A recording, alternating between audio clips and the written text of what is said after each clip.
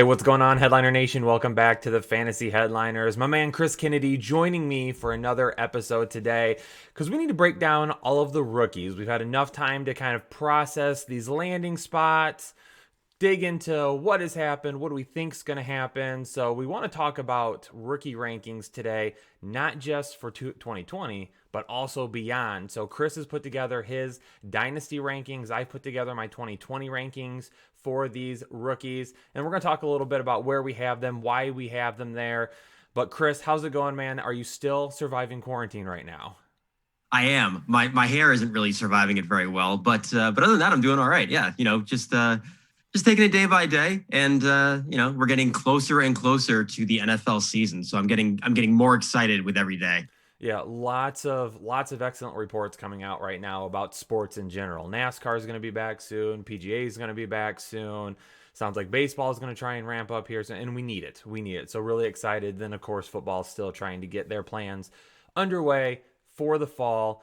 And I'm staying positive. We're going to have football this year. So make sure you're paying attention to this video. Make sure you hit that like button. Make sure you subscribe. And of course, leave a comment below. So where do you have some of these rookie rankings? Tell us who you're most excited for in 2020 and beyond. But Chris, let's jump into it. Let's talk about quarterbacks first. So who do you have number one overall in your dynasty rankings for quarterbacks? So I was actually flip-flopping between these two guys over the last few months. But I just decided to go with Joe Burrow at number one in my dynasty rankings. I think that right now his team is set up for success from an offensive standpoint, more so than the other guys. So that's where I have Joe Burrow for 2020 as well. As number one overall. I mean, you have a lot of people. I don't know. I don't really feel like anybody's like in between on Burrow. I feel like you either really like him or you don't like him, which is odd. But coming off the season he had at LSU, tons of weapons there. I talk about the offensive line there every single day, it feels like, Chris. But I'm trying to reinforce that the offensive line is going to be a lot better this year. But yeah, that's where I have Joe Burrow as well for 2020. Who do you have at number two? Number two, right behind him, I have Tua. Got taken by the Dolphins at number five. It's exactly where most of us thought he was going to go. So I think that it's 1A, 1B for those two guys, but I have Tua just below Burrow.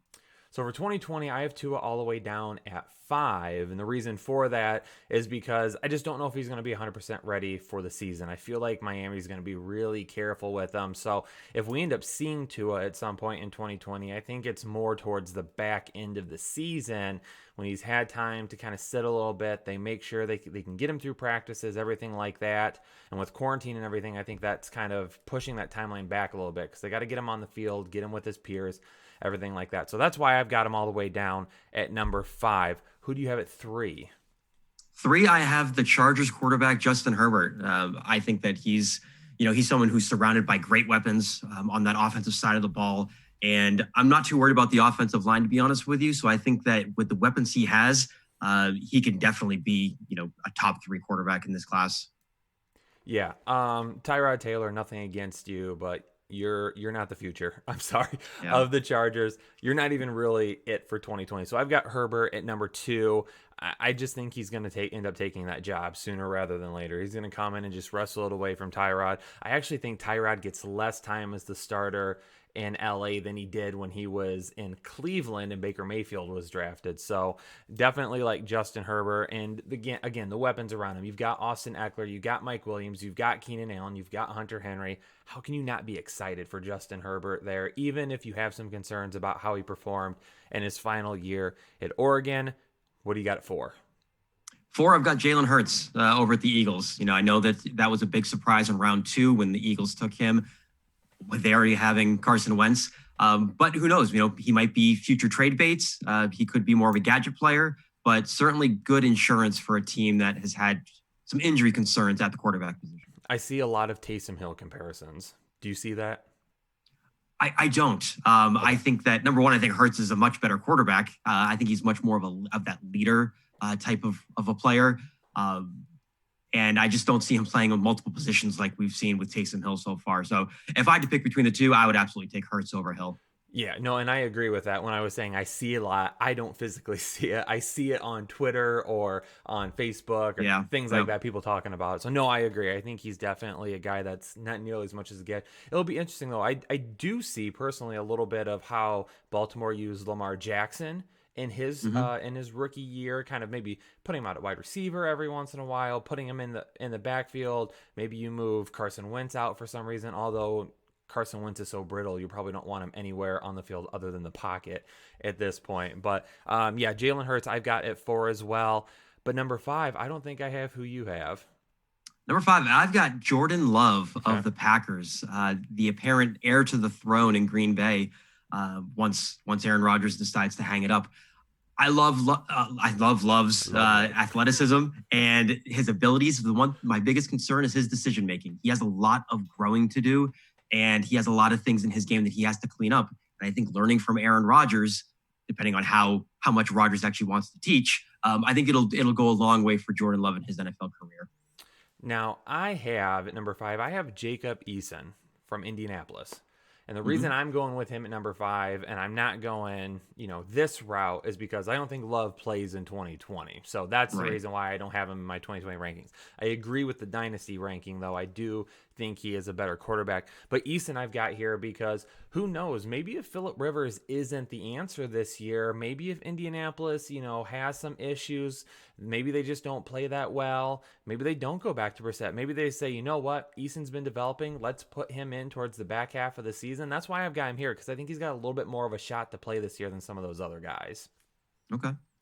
So let's move on now. Done with quarterbacks. Let's get to everyone's favorite position, the running backs. Probably, probably one of the most confusing positions so far this year, I would say, because we Yeah. had some guys land in really good spots. We had some guys land in good spots, but not right away. So who do you have number 1 overall for Dynasty? So I want to start with running backs, especially in this year's class. For Dynasty, all I can do is tell people to be patient because a lot of these guys that we're going to be talking about may not come out they may Chris, not come it's out of the gates Dynasty number one. fantasy owners. Patience is not their virtue. This is true. I want to win, and I want to win right now, and I want all of your future picks while I'm doing it. That's true. Um, Yes, summed up. Basically, since we're going through a rookie draft right now in our yeah, dynasty league for the fantasy headliners, that's exactly what it feels like. yeah. So number one, I've got the Colts, Jonathan Taylor. I thought that he's been my number one guy since from the beginning. I know that he's going to be competing with Marlon Mack for touches this year, but Mack is an unrestricted free agent after this season. So just be patient with Taylor because he's going to be running behind a top 10 run blocking offensive line this year and going forward. So JT is easily my number one running back this year in Dynasty. I've got Jonathan Taylor at 4 for this year, and that feels super low. And trust me, it feels super low for me as well because I love Jonathan Taylor. Absolutely love him. I love the landing spot.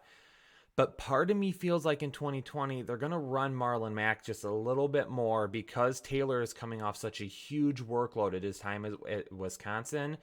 Mm-hmm. To me, it feels like let's run Marlon Mack into the ground this year, slowly work Taylor in, and then we can walk away from Mack at the end of the year. And Taylor's our guy moving forward. It just feels kind of like let's give him a little bit of a break this year while integrating him into the offense before fully releasing the reins on him. That's why I've got him at number 4 because I just don't think the 2020 impact is as big as the future impact. But 2021, I mean, he'll be the featured back there, and that's who you want behind that offensive line. So who do you Yeah. got at number 2? Number two is a lot of people's number one, and that's Clyde Edwards-Helaire. He went the very last pick to the Kansas City Chiefs. And before the draft, I actually had him as my RB5, but because of the landing spot, I shot him all the way up to number 2. Just because in a high explosive offense like the Chiefs have, playing with Patrick Mahomes, he's going to be involved in the passing game. And I know that they have Damian Williams, but CEH is going to take over that backfield within the next year or two. So in dynasty formats, he can be your number 1, he can be your number 2, but for me, he's right there behind Jonathan Taylor. Yeah, I don't have much to add. He's number 1 for me in 2020. Yes, I still think Damian Williams touches the ball a little bit this year, but I definitely I know that the CEH owners don't want to hear that, so I'm saying it a little bit quieter so I don't get yelled at. But 100%, I've got him at number 1, especially in like half PPR leagues. The dude is going to feast. So moving on to number 3 for Dynasty, what do you got there? Number 3 for me is J.K. Dobbins of the Baltimore Ravens. I think that he potentially could be the best all-around running back in this year's class. And I will say this, I know that he's going to be behind Mark Ingram this season, but the Ravens do have the opportunity to release and cut Mark Ingram after the 2020 season, and they would only have a dead cap amount of $1.3 million for 2021. So if they want to move on from Mark Ingram after the 2020 season, they'll have some flexibility to do so and make Dobbins that number 1 guy. So I love it. I love that ranking of him. I've got him at 7 this year just because Ingram and Dobbins and Hill, I mean, they've already said, and Edwards as well, four-headed monster there. Okay. So, but I will say I 100% agree with you on this future assets because I traded up from 1.05 and 1.02 to 1.02 in our Dynasty League for the sole reason of getting Dobbins because I knew he wasn't going to be there. But starting next year, absolutely has the ability and the situation to be one of, if not the best back from this rookie class. I tell you what, I'm excited to see some of those RPOs with him and Lamar Jackson. I think that's going to make this a really dangerous offense. So nothing against Mark Ingram, but J.K. Dobbins, as you said, is a better all-around back. So moving on to our next one now. Yeah, so number 4 for me is going to be your own Detroit Lions, Mr. DeAndre Swift. I've got him at number 4. I know that they do have Kerryon Johnson, but how much is Kerryon actually going to play? You know, is he going to be injured? Are they going to give him a bunch of touches? He is under contract through 2021. And again, it's another situation like with the Ravens. They could release or move on from Kerryon Johnson after the season for just a $700,000 dead cap hit for next year. So DeAndre Swift is the future of this backfield. And I love his pass catching ability. He's a guy that can legitimately be a 3-down back in this league. I think he just needs to bulk up a little bit more. So I don't want to jump up on my soapbox here, being a Lions fan. But you're going to jump up on your soapbox, aren't you? Oh, man. I wanted to love this pick so much, and it's growing on me a little bit more now, so I'm not nearly as upset. Just because of the sole reason, I think they could have done something else at this pick to make the team better. But I like Swift. I mean, to have him on the Lions is great because I think he's going to be really good. So it's grown on me a little bit because I've got him at number 2 for 2020 because like you said with Kerryon Johnson, can he even stay healthy? Are they going to trust him? They don't really have that pass catching back though like they've had in Theo Riddick in years past. So I think based on that alone, if you look at the rookie situation, Swift definitely is going to probably have the opportunity to make the biggest impact this year. Not only that, even if Kerryon Johnson plays quite a bit this year, and even if Ty Johnson, who's also there, gets a little bit of work as well, they're probably going to want to be safe with Matthew Stafford to begin the year and run the ball a little bit more. And Swift is going to be kind of that emergency option so he doesn't get hit. He can dump the ball off. So I like the pick a little bit more and more each day, especially from a fantasy football perspective. I have to separate the two thought processes. But okay, so let's move on from Swift. I can't talk about Swift anymore. All right. So at number 5, I have Cam Akers, who's taken by the Rams. And I will say this, I'm a former Darrell Henderson owner. I actually just recently traded him in one of my leagues yesterday during the draft that I had. And that's because I think Cam Akers was going to immediately take over the RB1 spot for the Rams. I know that, everyone was really high on Darrell Henderson, but he was barely used last year. The Rams preferred Malcolm Brown to Henderson. So for me, I think that they got Akers where they did because they need that, maybe not workhorse back, but definitely first and second down, it's going to be Cam Akers. Yeah, I've also got Cam Akers at 5 for 2020. Definitely a good potential for him, good spot for him. I do worry that it's going to be like a split right down the middle. I mean, Henderson has a little bit of draft capital. Akers has a little bit of draft capital.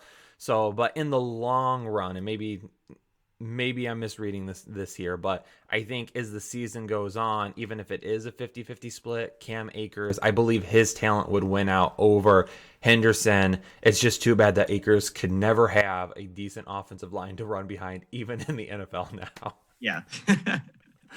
All right, number 6. What do you got there? Number 6, I have Tampa Bay's own Keyshawn Vaughn right now, who I think is going to kick Rojo to the side. Because the one thing I love with Vaughn is with Brady as his quarterback right now, Brady's somebody who loves to dump the ball off to running backs. Ever since Kevin Falk, Deion Lewis, James White, he loves to give the ball to the running backs. And they've been averaging, about 60 targets per season at least. So I think that Vaughn is someone that's going to come in immediately and really get down in the passing work. At Vanderbilt, he averaged 11 yards per catch. So I think with Rojo under contract for just another year or two, you could see Vaughn move into that slot sooner rather than later, but definitely borderline top 5 for me in Dynasty. Yeah, I've also got him at 6 for this year. I think it's a 50-50 split. I do think Rojo ends up scoring more fantasy points this year because I think he has the bigger playmaking ability.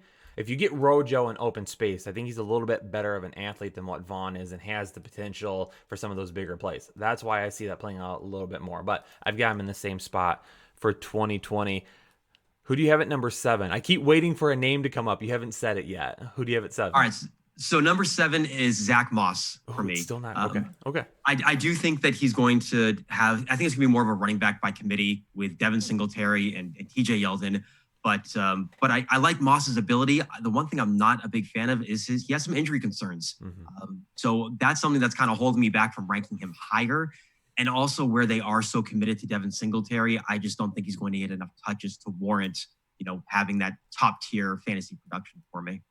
Yeah, Zach Moss, Ethan Turner, Dr. Ethan Turner here on the Fantasy Headliners. He's his basically number 1 overall injury concern at the running back position. I've got him at 10 for that reason, and I have some issues with his athleticism getting to the outside. I feel like that could hold him back. Number 8. Number 8 is Darrington Evans. The Titans needed a backup running back to complement Derrick Henry, and I really enjoyed this pick from them because he has really good speed. He's a good change of pace back. He's that, kind of that one cut guy that's a really nice dynamic from what you see in Derrick Henry a lot of the time, who's mostly just a north and south type of runner. So I really like this compliment, especially where the Titans did move on from Dion Lewis. They brought in Evans, and I think that's going to be a nice fit for him. I don't have Evans on 2020, Derrick Henry being the main reason why, because he's going to be the guy this year. So who do you have at 9? 9, I have A.J. Dillon, who the Packers ended up drafting. And I think that with A.J. Dillon, I don't think it's going to affect Aaron Jones as much as it is going to affect Jamal Williams, especially in goal line carries. Last year, we saw Aaron Jones carry the ball 72% of the time inside of the 5-yard line.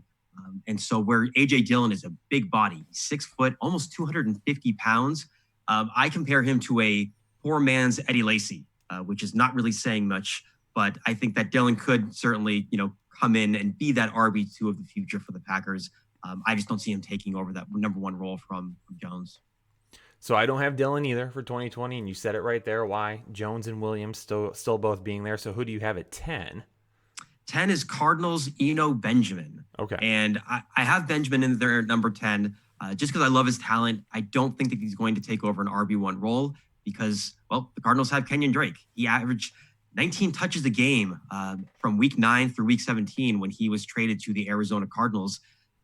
He's not someone, Drake, that's not someone that's involved very much in goal line carries. So maybe Benjamin could come in and be that guy, even though he's a little bit of a smaller back. But I think Benjamin could be a nice compliment as an RB2 over in Arizona. I don't have Benjamin here either. But again, that's why they're a little bit different. We wanted to present rookie and redraft rankings for you to give you an idea.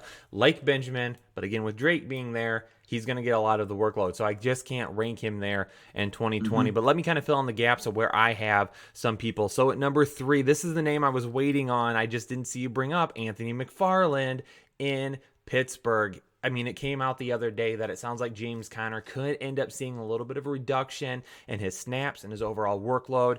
I really like Anthony McFarland. He is completely different than what Benny Snell is. Benny Snell is your plotter. He's your big guy. Benny Snail, as we like to say here every once in a while. Anthony McFarland is your athlete, your guy that's going to take it to the house. I really like Anthony McFarland this year, especially if Conner were to get hurt.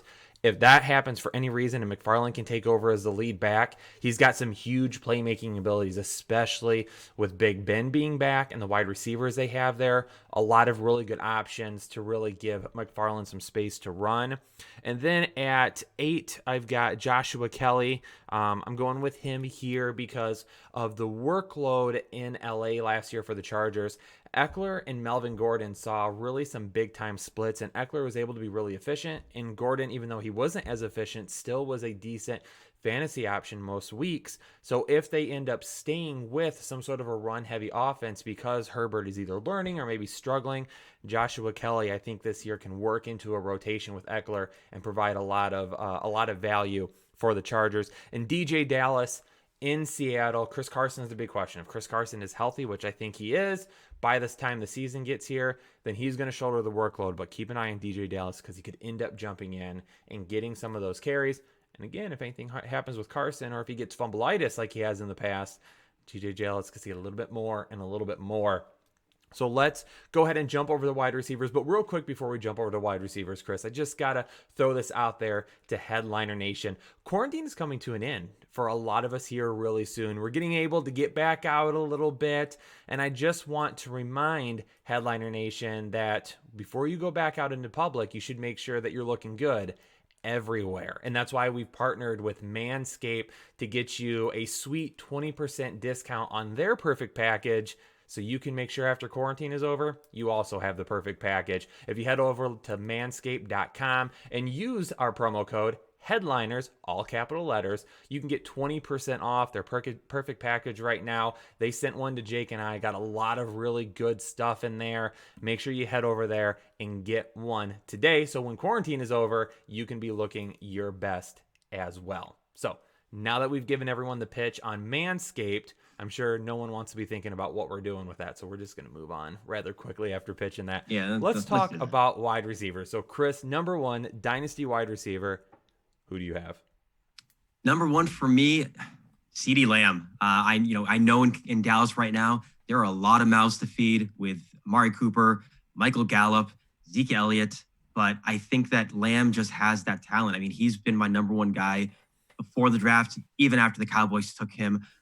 There's a chance that they could eventually move on from Amari Cooper. I know he signed that big deal, but all that guarantee money was front loaded. So, I mean, they very well could move on from him if they want to. I think that Lamb will be fighting more for targets with Michael Gallup than he will be from Amari Cooper. But I just love the talent, the route running, the overall skill of CeeDee Lamb for him to not be my number one guy. Yeah, 100%. All that guaranteed money ends after 2021. So they could trade him, they could cut him, whatever it ends up being. So for CeeDee Lamb, I've got him at number 5 just because there's so many mouths to feed there. And You've got the run game with Zeke. I've got him at number 5 this year based on that volume alone. So who do you have at 2? Number 2 is Jalen Reagor of the Philadelphia Eagles. Reagor, I was flip-flopping between he and the next guy that I'm going to be talking about. But I love the fit with the Eagles, to be honest with you. Deshaun Jackson's 33 years old. Alshon Jeffrey has numerous injury concerns. And whatever happened to JJ or CJ Whiteside? He just kind of disappeared. So I think that Reagor immediately could come in and be that wide receiver 1 for them before the end of the season. Yeah, Reagor is my wide receiver rookie 1. I said that backwards. Rookie wide receiver 1 in 2020. And I'm not going to give any more. I'm not going to give too many details why, because I'm going to write an article for our Patreon subscribers about why he's the rookie wide receiver 1 in 2020. So if you haven't joined over on Patreon yet, $5 a month gets you access to all of our extra content that we put up, including our new podcast, articles, and everything. So make sure you do that so you can check out that article when it comes out. So who do you have at number 3 now? Jerry Jeudy? Number 3, yes. Jerry Jeudy was my number 2 guy. I kept flip-flopping between he and Jalen. But Jeudy, phenomenal route runner, great situation in Denver, playing opposite of Cortland Sutton. They have another weapon with Noah Fant. I mean, Drew Lock should really emerge this year at quarterback. He has the weapons, and I just think that with the talent that Jeudy has around him, he's going to be set up for success. He could have been the wide receiver 1, 2, 3. I mean, he's got the total package, kind of like Manscaped. Yeah, exactly. Perfect pitch there.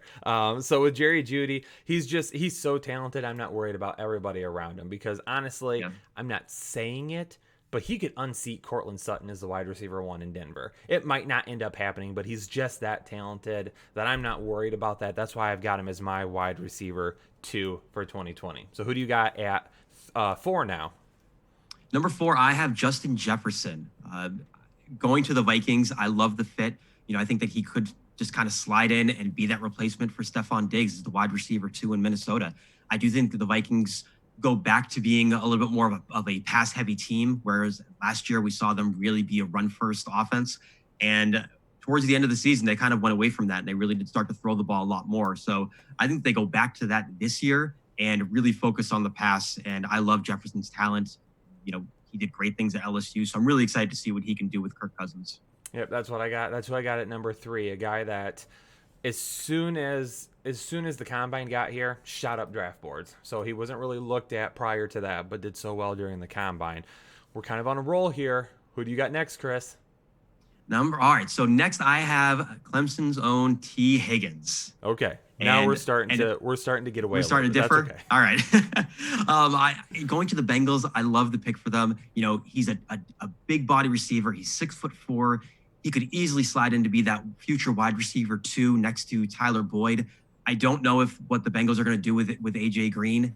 He has his injury concerns. They did sign the franchise tag for him this year, so he very well could move on from the team after 2020. And I think that Higgins just moves right in and becomes that main guy with Tyler Boyd.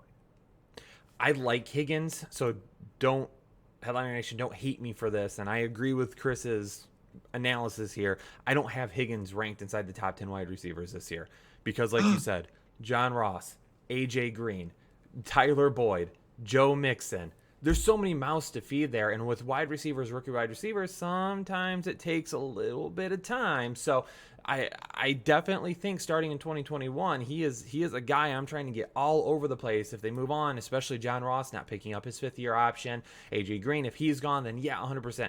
But there's just so many mouths to feed there this year. I don't know if he can really propel himself up boards. That's what I'm concerned about. All right, fair enough. I saw the look on your face. I don't like it, but I'll respect it. Okay, let's move on before we get at odds here. Who do you got next? All right, so next I have Michael Pittman of the Indianapolis Colts.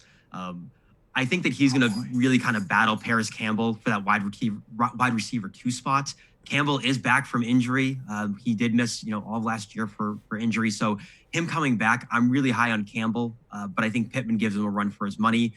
T.Y. Hilton is also in the last year of his contract. So what will Indy do with Hilton after this season? It's kind of up in the air right now. So I do like Pittman there in Indianapolis. I also don't have Pittman.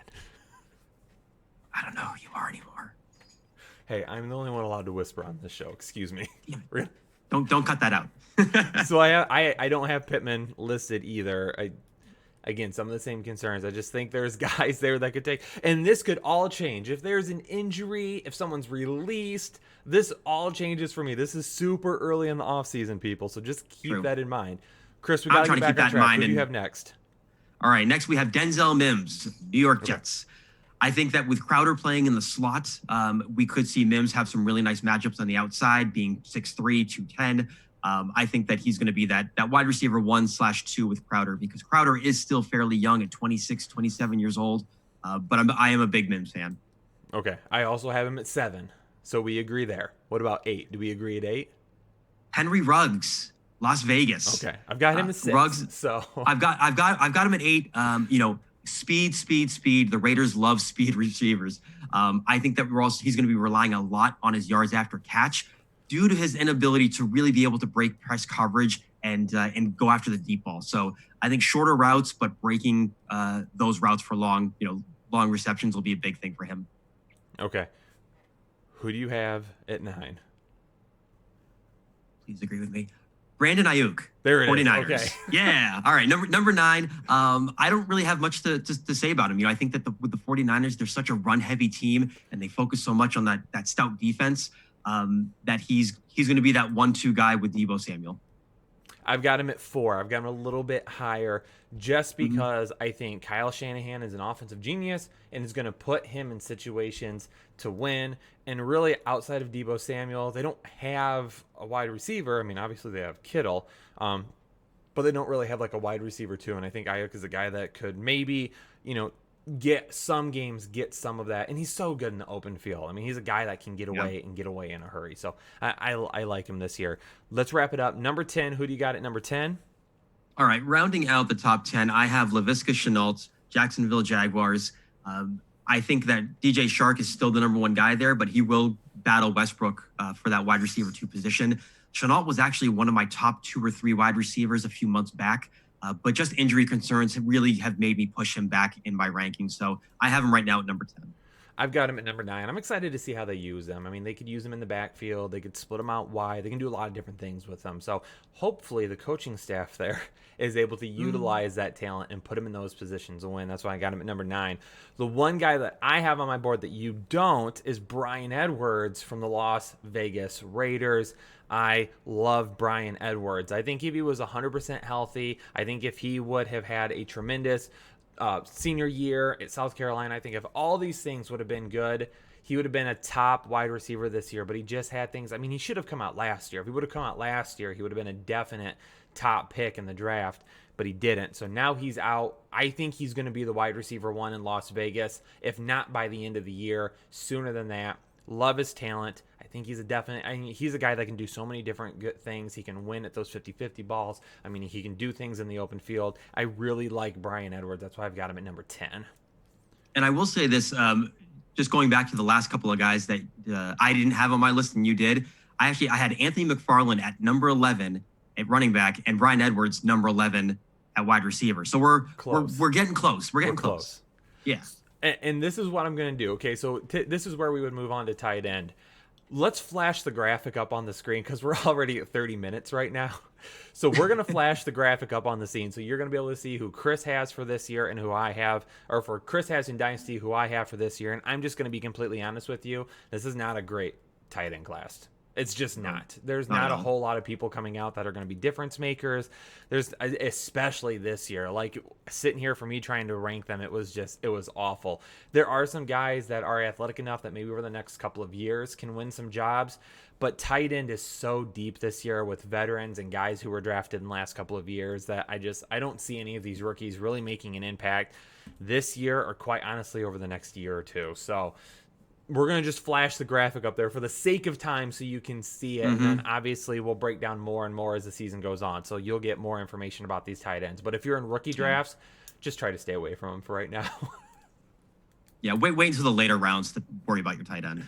Yeah. So there you have it. Quarterback, wide receiver, running back, tight end, our 2020 rankings and our dynasty rankings for these rookies. Again, super early. Lots of different things could change, and we're going to continue to focus on these guys as the season goes on. Jake and I are going to be doing our rankings videos coming up here soon, so keep an eye out for those.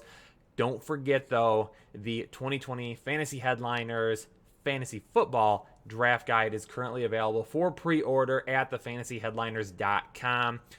Chris, we had our meeting the other night. It was almost 500 pages last year. It's going to be well over that this year. So much great content for only $20. So make sure you pre-order that right now. Make sure you like the video, comment below, and if you haven't subscribed to the Fantasy Headliners, do that right now. Become a part of Headliner Nation and let us know in the comments below. Chris, appreciate you joining me on this video. We're going to go ahead and jump out here now because it's been a longer video. Let the people get back to their quarantine lives and everything that they need to do to get ready to open back up a little bit and maybe start to lead a semi-decent lifestyle that we did before all this happened. So, Headliner Nation, thanks so much for joining us on this video. We'll catch you on the next one. Have a good one.